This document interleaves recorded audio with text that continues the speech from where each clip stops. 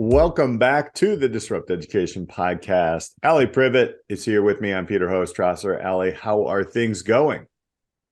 Things are well, and I'm really excited to jump into this episode because lately on the podcast been we've been talking to students, we've been talking about the trades education and kind of like these, I want to say, mechanical or didactic pieces in the educational system. And even our students, they talk about the books or the classes they enjoy and the experience. And you can be heavy on like what's missing in school, but I think a key piece, and this is exactly why we have our guest today, that gets talked about, but it sometimes gets talked around, is uh the relationship piece in education and how that can influence a community and students and teachers and everyone. And so I think this episode is going to be really special for those who are like, okay, well, I don't know. It's kind of, I think of it as like the heart of education. It's like we're all people, we all have relationships. And so I'm just really excited to dive in. Ditto. And I have actually worked with this person, or I've been to a few of his workshops. Amazing. I'm just going to leave How Men Cry out there. And I just love the name of that. We have Dxtr Spits with us today. And we're going to be diving into, well, not only how men cry, but social emotional work, real social emotional work, because I feel like, and we'll dive down into this in education where it becomes sort of a checkbox. I think we miss a lot. So want to introduce Dxtr Spits. He's with us today. Hi, Dxtr. How's it going, man? I am doing well. Glad to be here today with you. Finally getting you on the phone, Peter. I know.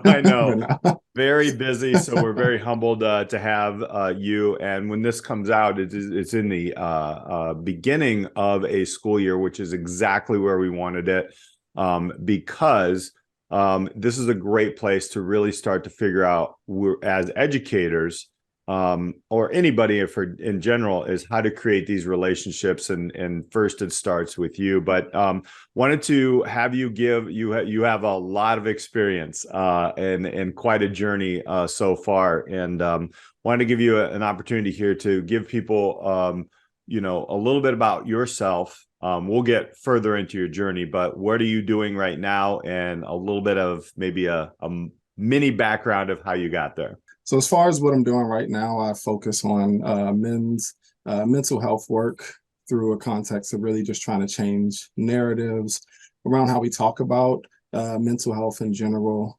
There's a lot of stigma out there, and I know that I personally have had issues and struggles with either being depressed or just different things that have really kind of hit me over the years with what motivated me to go on this journey. So some of my background, I have a background in STEM. A lot of people don't know that I'm a nerd a little bit. And then I also have been a performer in spoken word, hip hop music, public speaking, just a whole bunch of different realms and spaces. And I try to kind of put a lot of those things together now with the work that I do with men's health. One of the things that really struck me is the exact name, How Men Cry. Especially as a person who grew up in the basically the 70s and 80s. I'm going to go ahead and date myself there. It was just like, suck it up, be a man. All these, labels that were put on people.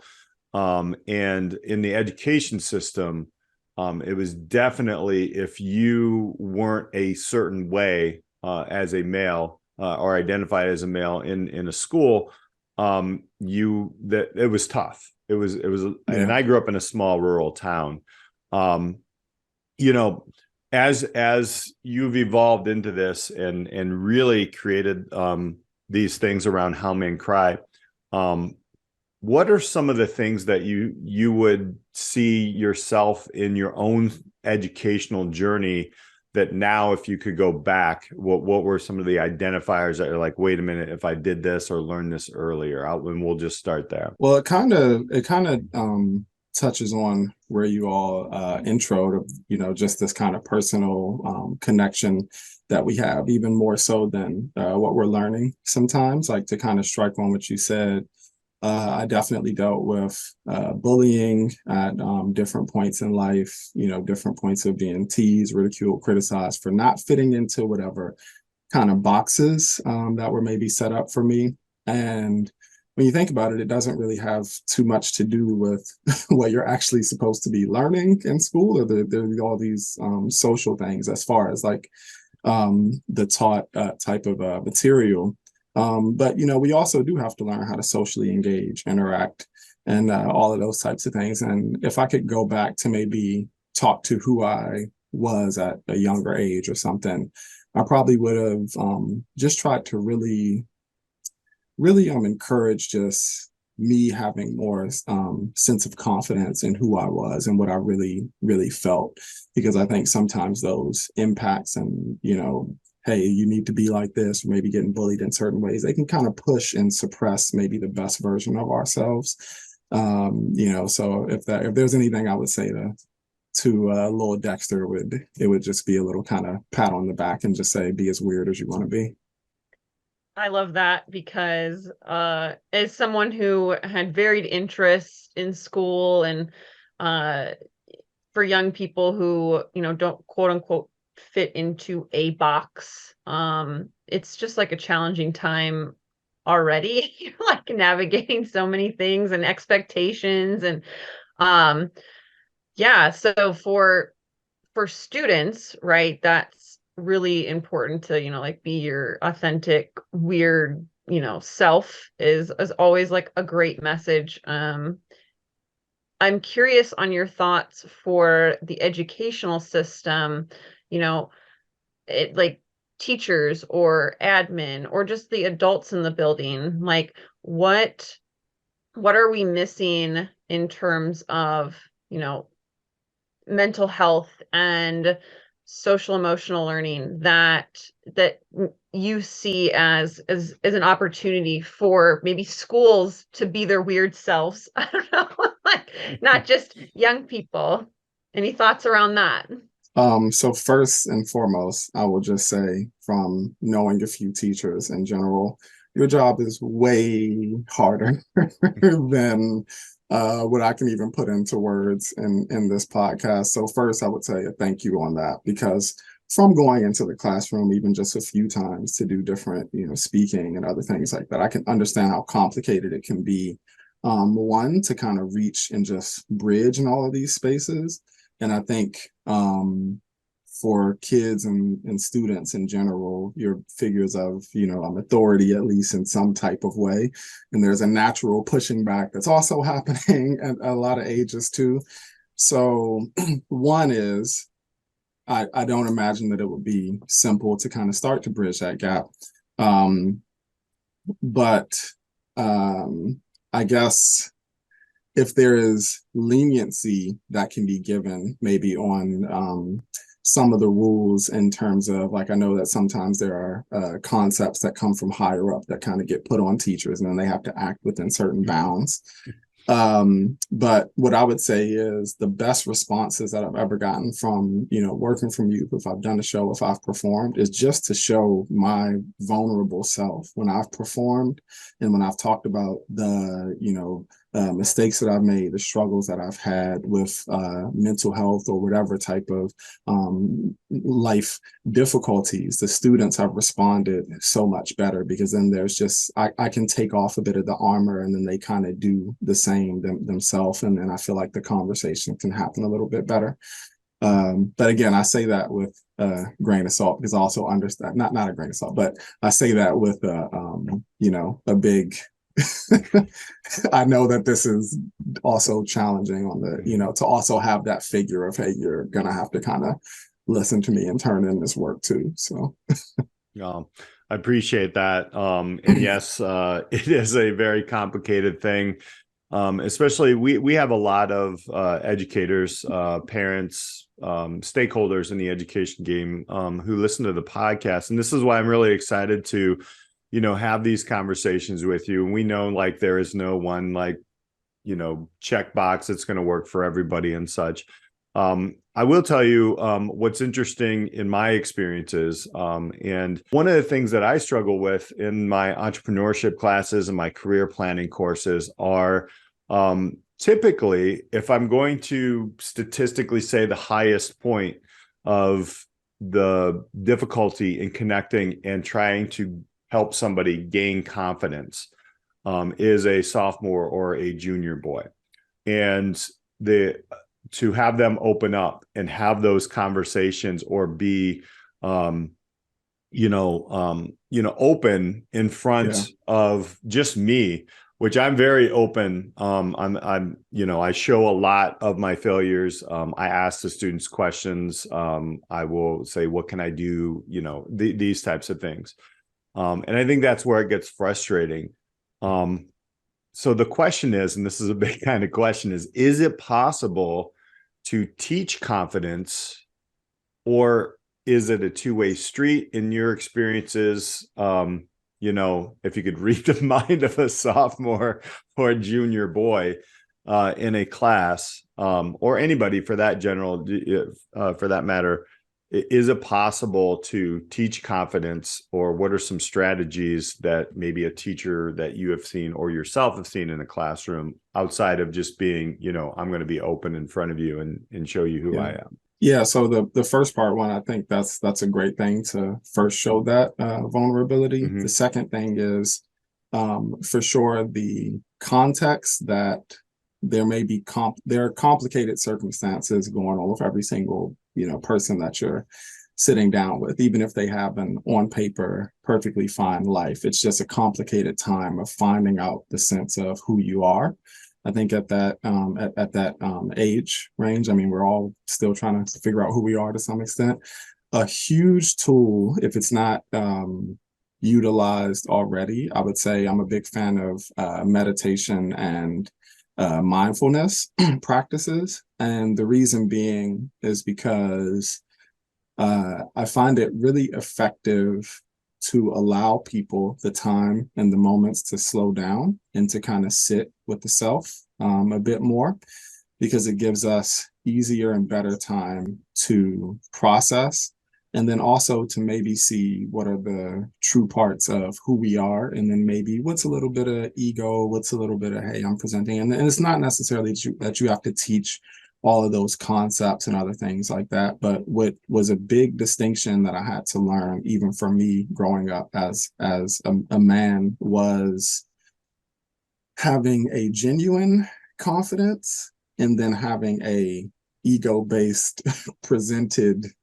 confidence. And there's like a world of difference, and they can both look the same, but I can almost like call it pretty clearly now. Like the more and more that I work with men, I can see it almost immediately, where it's like, okay, this person is really in touch with self and they're truly believing it, opposed to I'm just presenting a bravado. And I think a lot of youth are in that stage sometimes of still trying to figure out what that deeper sense of confidence is. So if there's any tool, meditation, mindfulness practices, there's a realm of things that you can deepen there. But I would say maybe adding in some of that with some pointed questions could maybe do a lot.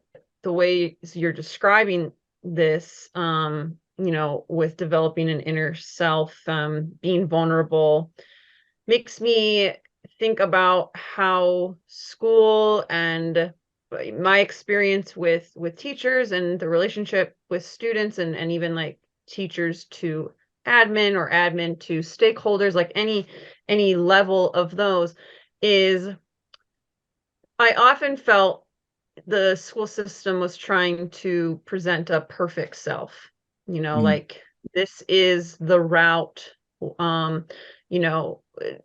this is like, don't be vulnerable, pretend, almost, it's like unspoken, but pretend everything's fine and fluid and it works and there's no cracks in the system. And really it's much messier than kind of the facade almost that it is. And we talk about that oftentimes on the podcast about like how that system doesn't really work for many different intricacies.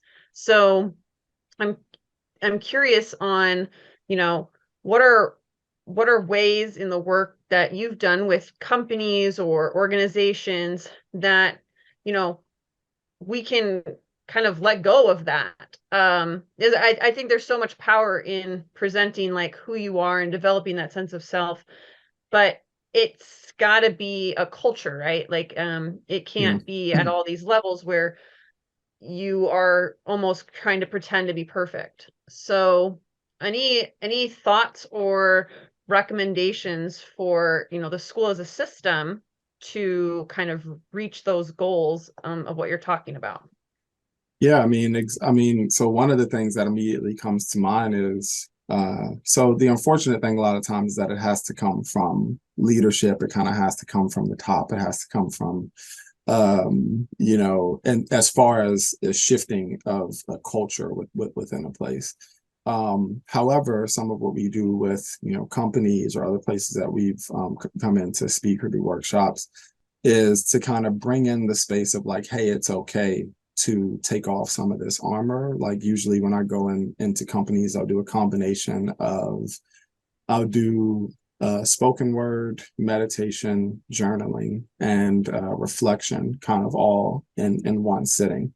And what is fascinating about it is when you give people the space and kind of take off some of the defenses of how they need to present, you would be surprised what comes out. Because I know a lot of times it can be like, oh, I don't want to share this with my coworker. I don't know how and I guess where I try to focus or how I've been trying to reframe it in terms of companies is like, we keep trying to separate who we are, like our mind, our body, and what we do. We keep trying to put them into as tidy of a box as possible, and they bleed over all the time, which then bleeds over into why things maybe don't work as best as they could, within a school, within a company, within a system.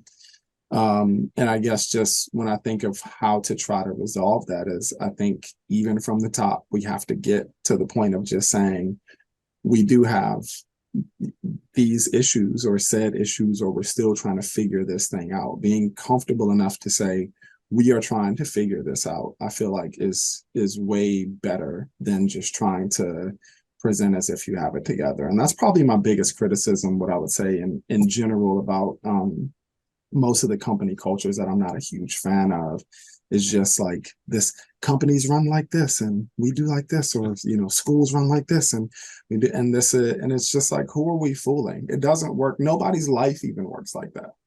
So what are we even talking about, guys? So that's so I don't know if that was more advice as much as it was just a tangent, but but it really is that I would say that's something we do try to shift. We do it workshop by workshop, but I think you hit the nail on the head that like company culture wise, it has to be something that becomes accepted. I feel that as well in the education world. Definitely, it is super top down in many of the cultures that I've worked with.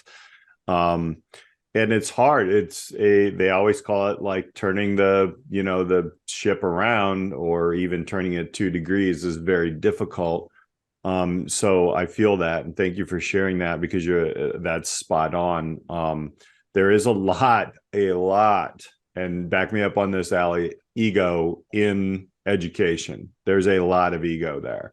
Especially in the top down way. I mean, there's some great examples where it doesn't happen, but I personally have been part of organizations where trauma was happening to me and my close circle, and it was not tolerated in my workspace, and that was a tough one. I mean, that was one place where I had to kind of like leave. But I think, in attaching that to why people leave, the education system, we have great educators, we have great people, great community members who are now abandoning the education system. Can you speak to that? Like, I know I'm just kind of throwing that out there, Sure. but where does that come into play?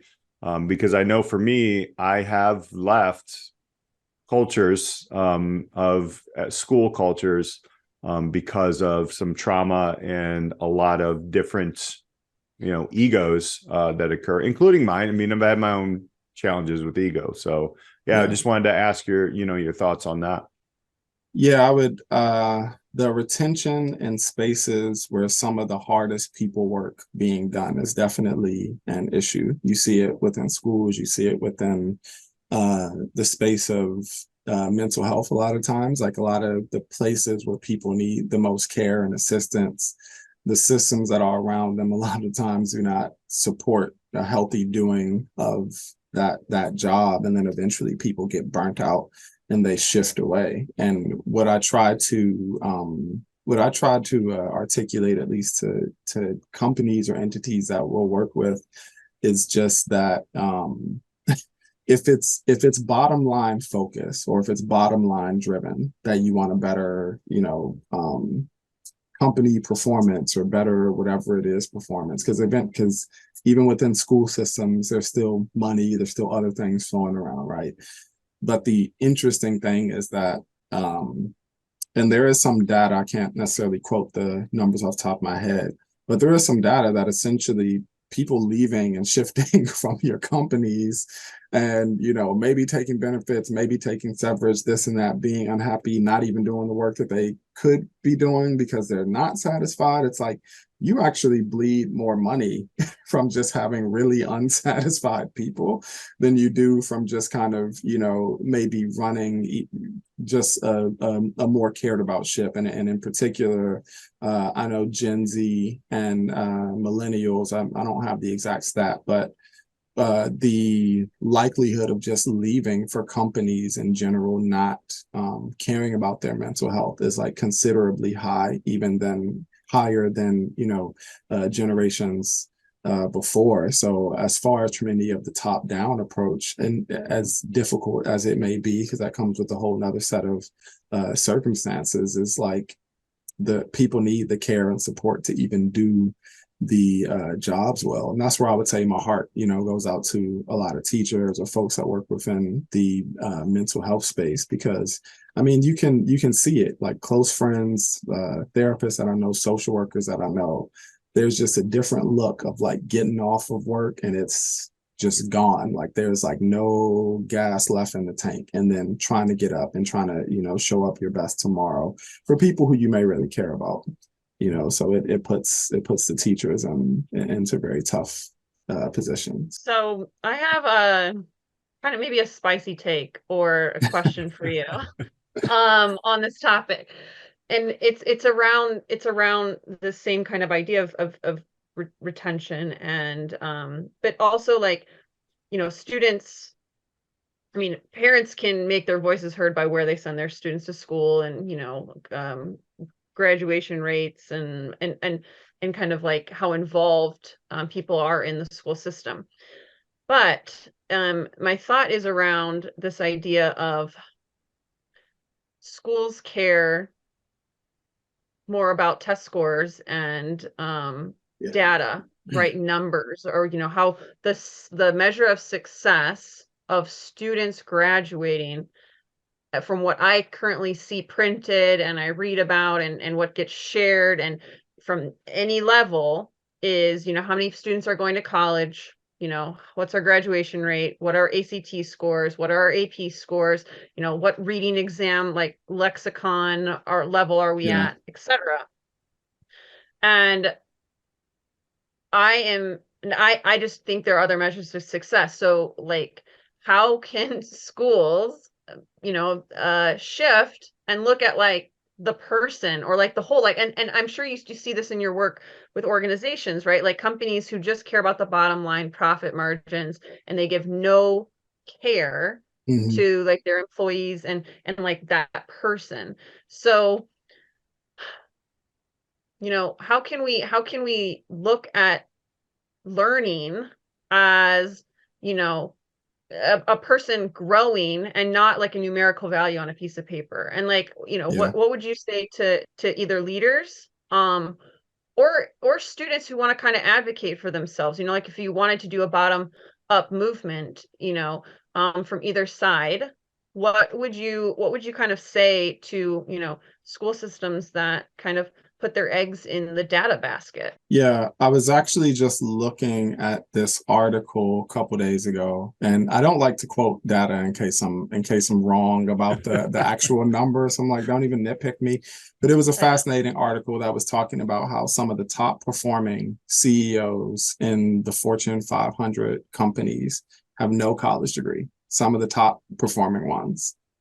And what I would say from just understanding the human experience, and I mean, we see it all the time, where sometimes we will marvel at these figures within society that have gone unconventional ways and have done amazing things. And quite a few of them sometimes will say, I did it without, they'll, rub it in the face. I did it without school. I did it without this. I did it without that. And I'm not saying that there's not value and utility within schooling, but it's just to say that, hey, maybe somebody's way of learning doesn't necessarily look the way that you think it should look, but that doesn't mean that it's not valuable. And I think it's Einstein, I think, who said, like, not everything that is measurable, let me not mess this up. Not everything that is measurable is important, and not everything that's not measurable is not important. And I think that's one of the tricky things. And I, have a background in STEM where it's like, okay, I get that you want to have numbers to kind of present whatever is going on, but that is to satiate a human feel and need or desire to have stuff within a tidy box. And I guess that's part of what I'm kind of trying to break down with some of my work, or what we talk about, is just that we're not tidy boxes. Nothing about us as humans. I mean, it's like comically hilarious to me when you kind of zoom out and look back at, we're going to be so yeah. So from the, leadership standpoint, it's like, yes, the numbers are important. I'm not a huge fan. I was not actually a great test taker. Something kind of crazy, actually. I almost didn't graduate high school because of just a bunch of different issues going on family-wise, and, personal things going on, all these different conflicts, some of the things I'm speaking on today. So I almost didn't graduate. I had about 30 missed days of school in my last semester. Had to serve out detention and Saturday school and a bunch of other stuff to even be able to walk the stage. Ended up with a 2.19 GPA. And since then, as far as through just a school context alone, graduated from one of the top material science, engineering schools within the country and nation, and have worked with all types of companies and other things, built businesses from my own. It's like, so, and I'm not saying that to like ego drive, I'm just saying it to say there were a lot of times that I could have been written off as far as numbers in those periods, of life. And there were plenty of people who did, but there were also just a few great teachers and a few people that still to this day's advice, that'll resonate within my head and push me forward. Nice. I like that. Actually, what's interesting, and this is kind of where I wanted to talk a little bit about pandemic and change, and as well as technology in your hand and social media. Surprisingly, 30 days in a last semester, or even, in a last semester, is not too uncommon anymore. And there's a lot of different reasons for that. I mean, I think they have sort of put mental health days in. And I think that's a good thing if people understand how to really use them. But I also see students who will take that day and sit in their room and be on TikTok all day long, and is that really what a mental health day should be? As of this recording, I believe Alli will be off of technology for an entire month of July. So, I just kind of wanted to kind of connect those things and possibly some pandemic things that you have seen. Is technology, is social media a part of a bigger challenge when it comes to mental health?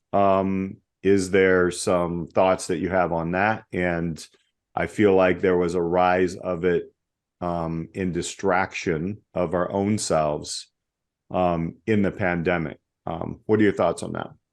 Yeah, so definitely, I would say the pandemic for sure pushed us even more towards content. We were already headed there, but a statement that from a meditation standpoint, and there's a concept of like craving, like what we go to when we crave for whatever feeling to be satiated or to, dissociate from the moment, whatever it may be.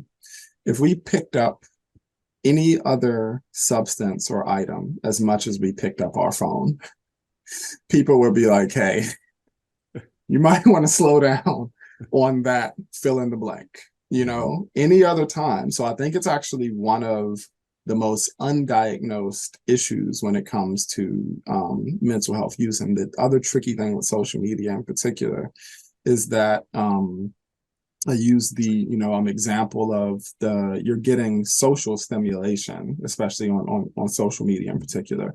So back in the day, that could have been like, hey, Alli caught a deer outside, brought it back to the group, and everybody was like, oh man, she got a deer. And that was your moment of like dopamine hit and celebration. It's like, cool.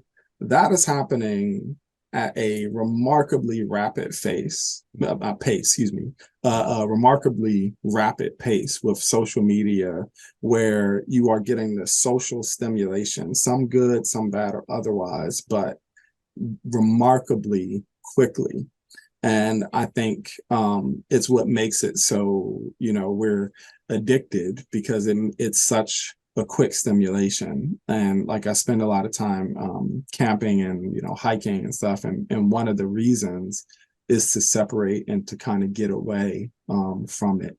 And although I have a social media presence, I'll let you all in on a note that I don't even keep social media on my phone. And if I do ever have to actually sign in or post something or do whatever else that it may be, I'll sign in for a moment and I delete it right back off. And that's a lot of personal choice. But from the mental health standpoint in general, I'm pretty sure, I don't have the data to back, but I'm pretty sure that it was just causing negative impacts on me personally. So I can only imagine, to take it back to the first part of what you're saying, like a young person who's trying to figure their life out at a difficult point already, then having this means of attachment. And then there's kind of like the FOMO thing, because everybody else is doing it too. And then, are you on this platform? Are you on that?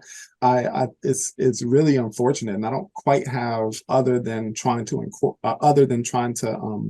celebrate meditation and mindfulness and bring it to people more.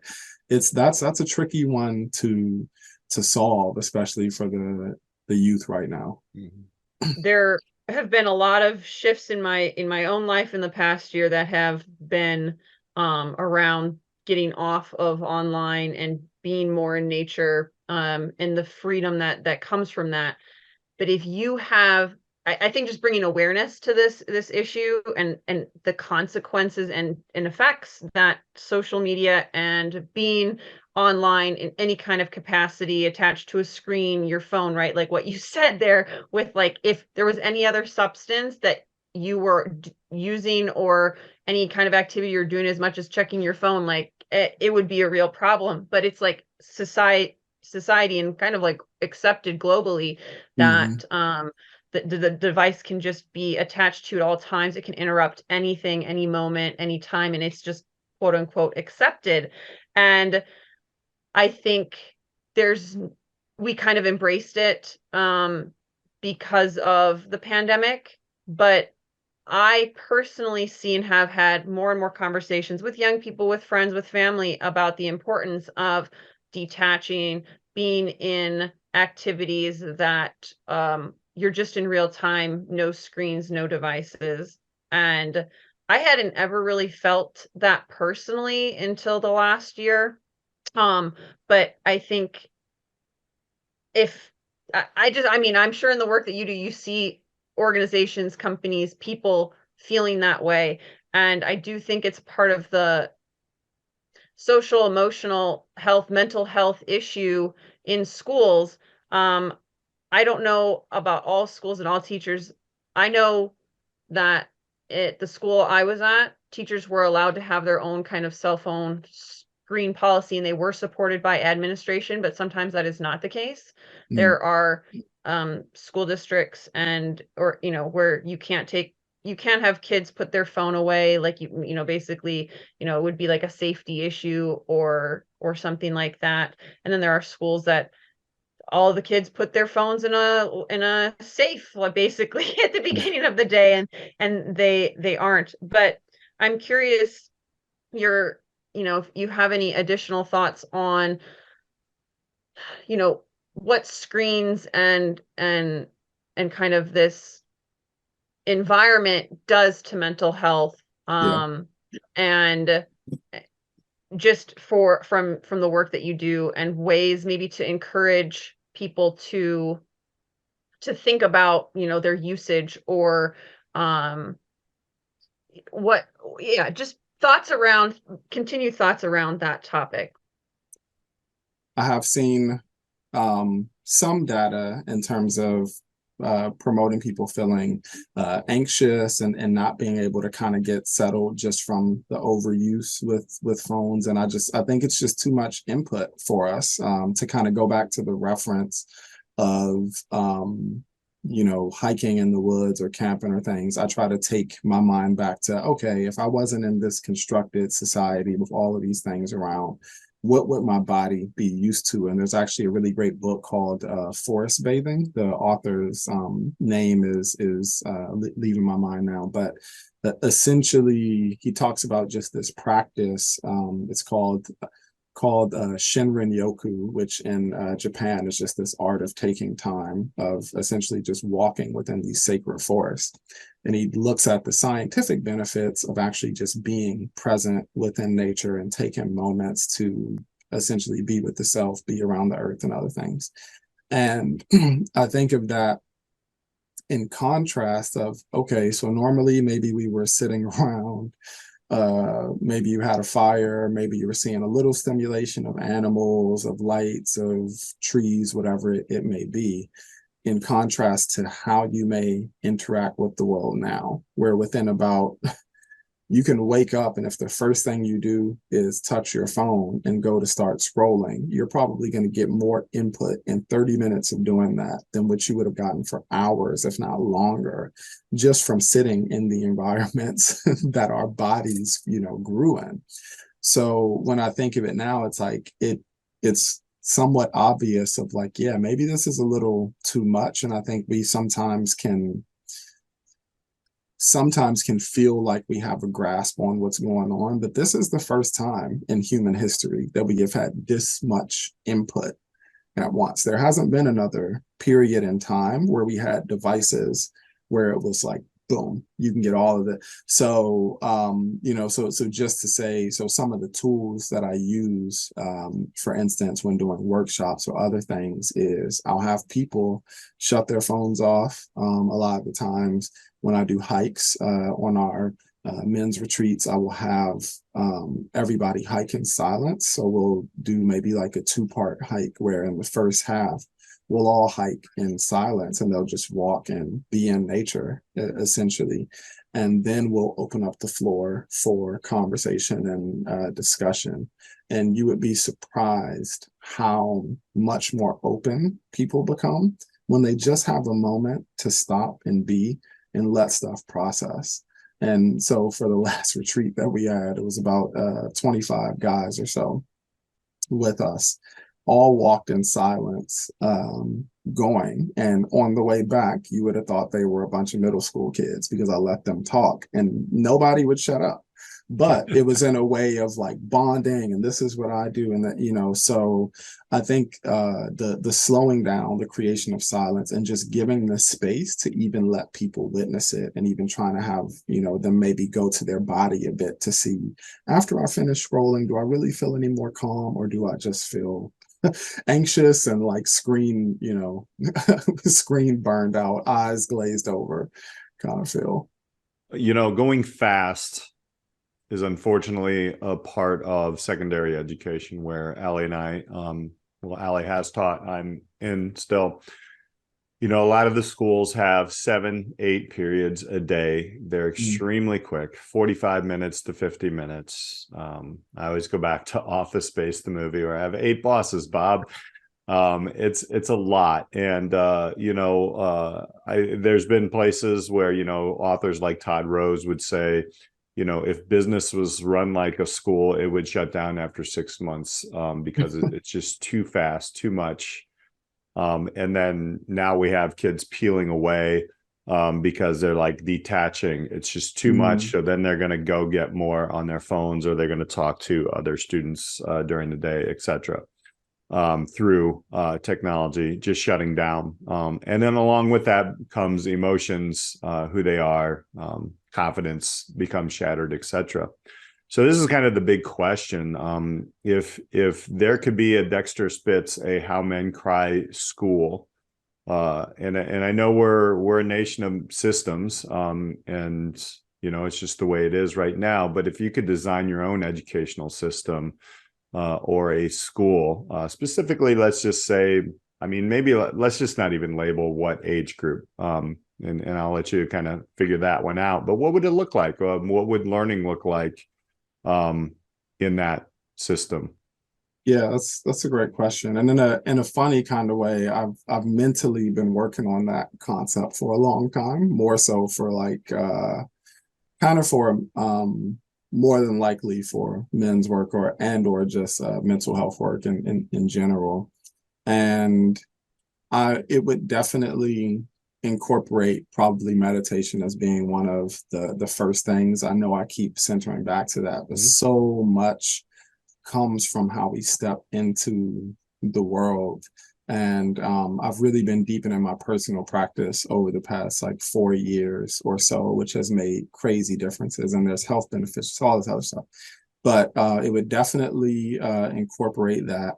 I do understand sometimes that you have to have some system or some kind of push or drive to people. I don't think that that's necessarily the worst thing. But I would teach probably about half of, actually, I wouldn't even say half, probably about 20% of theory and about the other 80% of people just doing and just trying things as much as possible. Because a lot of times we can learn better, or I would say just mix up the pathways of how we present things. If it's audio, if it's video, if it's just really trying to give a more rounded, view to how people learn and to incorporate some of those differences. And then there was something else that had just come to mind. It just drifted. But essentially, I would try to. That was the other thing, the big thing. Actual functional life skills, like budgeting. Like, hey, here are principles that have been shown from how we are better in relationship. And then this is how we can actually practice those things, because I get that it's important to teach some background for things and theories. But there are also just this huge part of life that isn't as measurable again, but it's how are you in a relationship? A lot of the work that I started with How Men Cry was from taking a really honest look at myself to say, I'm really bad at this, or I'm really in bad spaces, within this, or I'm really bad with substances or with depression, just all these other things. And I definitely could have used, a better set of skills to arm me for what I'm actually going to be doing in life. So I would say I would try to incorporate that as much as possible. And probably martial arts, because I also like martial arts. So there you go. Love that.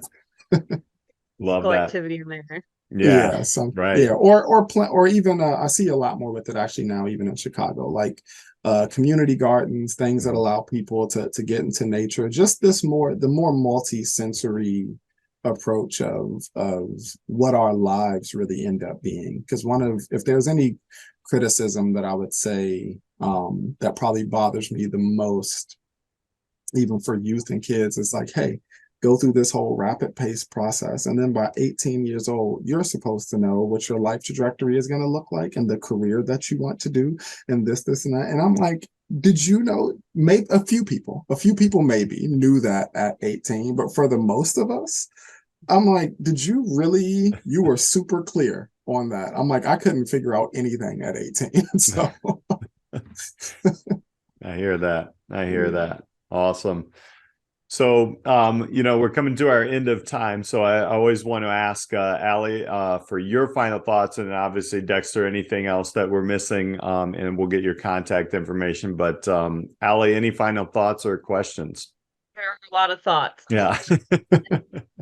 That's such a great conversation. The piece that I kept thinking about as you were talking is just giving space for silence and to kind of reconnect with the world, and like the earth and outside.